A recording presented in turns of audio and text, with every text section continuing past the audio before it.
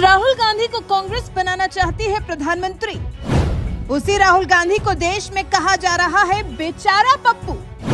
BJP के बाद अब छोटी पार्टियां भी कह रही राहुल को पप्पू। कौन है वो नेता जिसने राहुल को पप्पू बोलकर उड़ाया मजाक? देश की सबसे पुरानी पार्टी कांग्रेस के दिग्गज नेता राहुल गांधी को उनके समर्थक भले ही कभी जननायक तो कभी शेर कहते हों, लेकिन देश की राजनीति में उनकी पहचान लगता है पप्पू तक ही सीमित रह गई। शायद यही वजह है कि कभी बीजेपी राहुल गांधी को पप्पू बोलकर ताना मारा करती थी, तो वहीं अब तेलंगाना में सरकार चला रही भारत राष्ट्र समिति यानी बीआरएस के नेता भी राहुल गांधी को पप्पू कहने लगे। राहुल गांधी जो है इतिहास नहीं जानते हैं, बेचारे पप्पू है। अकेले मैं पप्पू हूँ। दरअसल देश के 5 राज्यों में इस वक्त विधानसभा चुनाव हो रहे हैं, जिनमें से मध्य प्रदेश, छत्तीसगढ़, राजस्थान, मिजोरम में तो वोटिंग हो चुकी है, लेकिन तेलंगाना में अभी भी वोटिंग होनी बाकी है। यही वजह है कि अब तमाम सियासी पार्टियों ने अपनी पूरी ताकत तेलंगाना में झोंक दी है।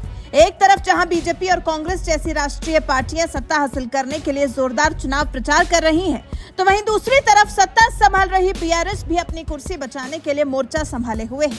लेकिन असली लड़ाई तो कांग्रेस और बीआरएस के बीच देखने को मिल रही है, इसलिए दोनों ही पार्टियों के बीच जबरदस्त वार पलटवार हो रहा है। पार्टी के दिग्गज नेता राहुल गांधी ने जहां बीजेपी और बीआरएस को एक बताते हुए कह दिया मोदी के 2 यार ओवैसी और केसीआर, तो वहीं दूसरी तरफ बीआरएस नेता केटीआर भी पलटवार करते हुए उन्हें पप्पू कह रहे हैं।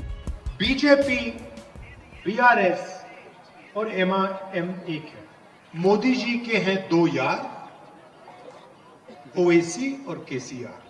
राहुल गांधी जो है इतिहास नहीं जानते हैं, बेचारे पप्पू है। तेलंगाना में जोर शोर से चुनाव प्रचार कर रहे राहुल गांधी ने 25 नवंबर को आदिलाबाद के साथ ही निजामाबाद में भी चुनावी रैली की और पार्टी के लिए वोट मांगा। तो वहीं दूसरी तरफ तेलंगाना सीएम केसीआर के बेटे केटीआर राव ने इसी निजामाबाद रैली के बहाने राहुल गांधी को पप्पू बोलते हुए कह दिया कि राहुल गांधी इतिहास नहीं जानते हैं, बेचारे पप्पू हैं। राहुल गांधी आज जिस जगह आए ये वही निजामाबाद है जहां उनके परदादा नेहरू जी ने आंध्र प्रदेश और तेलंगाना के बीच जबरन शादी करवाई थी। राहुल गांधी जो है इतिहास नहीं जानते हैं, बेचारे पप्पू है, तो शायद इतिहास नहीं जानते हैं। आज जिस जगह राहुल गांधी आए थे निजामाबाद, उसी निजामाबाद में खलीलवाड़ी यहाँ पे जो एक मैदान है, उसी में एक जबरदस्ती शादी करवाया था राहुल गांधी के परदादा ने। नेहरू जी ने आंध्रा और तेलंगाना का जबरदस्ती शादी करवाया इसी शहर में। तो यहाँ का युवा, यहाँ की जनता पूरी तरह से वाकिफ है कि कांग्रेस की क्या इतिहास है। राहुल की जो नॉलेज है इतिहास के बारे में, खास तेलंगाना के इतिहास के बारे में, मैं बेचारा राहुल गांधी पे तरस खाता हूँ, क्योंकि उनको मालूम नहीं है कि क्या हो रहा है तेलंगाना में। अगर आज राहुल गांधी करप्शन पे बात करते हैं, लोग हंस पड़ेंगे, क्योंकि कांग्रेस पार्टी जो है A to Z करप्शन में डूबने वाली पार्टी है। आदर्श से लेके, बोफोर्स से लेके, कॉमनवेल्थ से लेके आज नेशनल हेराल्ड तक। खुद स्वयं राहुल गांधी भी तो अभी ईडी इंक्वायरी में है। मैं एक बात कहना चाहता हूं राहुल गांधी जी से और उनकी पार्टी से, आप आज तेलंगाना से आपको आज माफी मांगना पड़ेगा। पहली बात तो क्योंकि आप यहां वोट मांगने से पहले माफी मांगो, क्योंकि अगर आप 1 मिनट के लिए सोचेंगे, जबरदस्ती शादी जो करवाई 1956 से लेकर 2014 तक, जब तक तेलंगाना हमने हासिल किया, सैकड़ों बच्चों की, हजारों बच्चों की जान ली कांग्रेस ने। तो अगर आज कोई एक शख्स को अगर माफी मांगना है पूरे कांग्रेस पार्टी की तरफ से, मैं तो कहता हूं राहुल गांधी जी को, सोनिया जी को और स्वयं मल्लिकार्जुन खड़गे जी को भी पहले माफी मांगना चाहिए, फिर बाद में वोट मांगना चाहिए। तेलंगाना सीएम के बेटे केटीआर जिस जबरन शादी की बात कर रहे हैं, ये दरअसल 1956 की बात है, जब देश के तत्कालीन प्रधानमंत्री जवाहरलाल नेहरू के राज में आंध्र प्रदेश और तेलंगाना का विलय हो गया था। और इस विलय के बाद तत्कालीन पीएम नेहरू ने कहा था, एक मासूम लड़की की शादी एक नटखट लड़के के साथ हो रही है, चाहे तो वो मिलकर रह सकते हैं या अलग हो सकते हैं। इस विलय को जेंटलमैन एग्रीमेंट नाम दिया गया था, जिसके तहत तेलंगाना से वादा किया गया था कि आंध्र प्रदेश में विलय के बाद भी तेलंगाना के अधिकारों की रक्षा की जाएगी और उनके साथ सौतेला व्यवहार नहीं होगा। कुछ ही सालों बाद 1969 में एक बार फिर अलग तेलंगाना राज्य की मांग उठने लगी, जो साल 2014 तक चलती रही और ये मांग तब जाकर बंद हुई जब तत्कालीन मनमोहन सरकार ने अलग तेलंगाना राज्य का वादा किया। और दिसंबर 2013 में सरकार ने सदन में एक बिल पेश किया, जिसमें आंध्र प्रदेश के 10 जिलों को मिलाकर तेलंगाना राज्य बनाने की बात कही गई थी। फरवरी 2014 में दोनों सदनों ने इस बिल को पास कर दिया। अप्रैल 2014 में तेलंगाना में चुनाव हुए और के चंद्रशेखर राव पहले मुख्यमंत्री बने। इसके बाद 2 जून 2014 को तेलंगाना राज्य बनने की आधिकारिक घोषणा हो गई। आंध्र प्रदेश के बंटवारे के बाद तय हुआ कि अगले 10 साल तक हैदराबाद दोनों राज्यों की राजधानी होगा।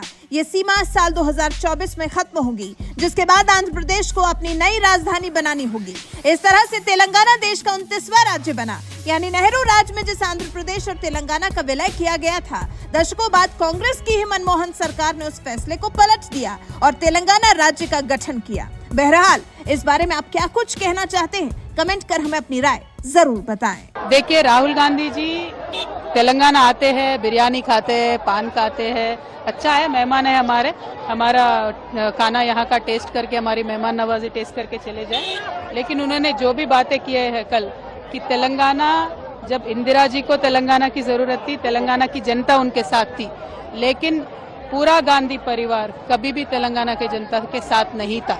जब भी हमें तेलंगाना के लोगों को, आवाम को जरूरत पड़ी, उन्होंने लगातार तेलंगाना को धोखे ही दिए और कुछ नहीं दिए हैं।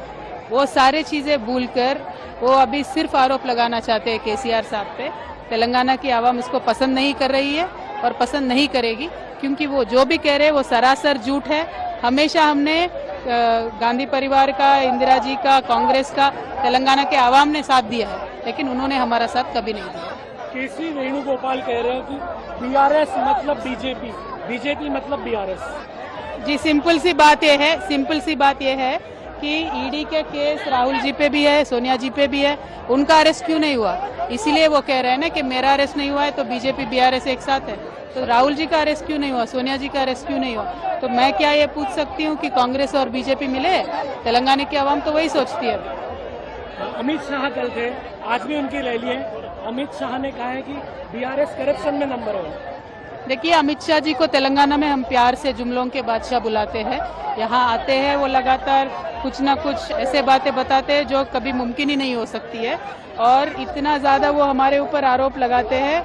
उन्होंने उनके स्टेट्स में, चाहे जहाँ जहाँ बीजेपी का रूल है, उन्होंने क्या करके दिखाया? आज तक किसी घर घर में पानी देने वाली बीजेपी का स्टेट हो तो मुझे बता दीजिए। तेलंगाना में हमने दिया है, घर घर में पानी दिया है, हमारी जनता की तकलीफ हमने दूर की है, हमारे रैयतों को पानी दिया है, सिंचाई का पानी दिया है। क्या बीजेपी रूल्ड स्टेट्स में ऐसा हालत है क्या? वो आप देखिए। फोनी में केटी राव ने जो स्टेटमेंट दिया था एम्प्लॉयमेंट को लेकर, चुनाव आयोग ने नोटिस इशू किया है। देखिए, मैं क्या बोल रही हूँ, एम्प्लॉयमेंट को लेके जो सच्चाई है वो हम लगातार हमारी जनता को तो समझाते ही रहेंगे, कहते ही रहेंगे, क्योंकि ये सच है कि हमने देश में 12th लार्जेस्ट स्टेट होते हुए भी हमने 2,32,000 तक का हमने गवर्नमेंट जॉब्स डिक्लेयर किया है। लेकिन सेंट्रल गवर्नमेंट के पास 10 लाख खाली है अभी भी गवर्नमेंट जॉब्स में, वो क्यों नहीं दे रहे? वो इम्पोर्टेंट बात है। Thank you.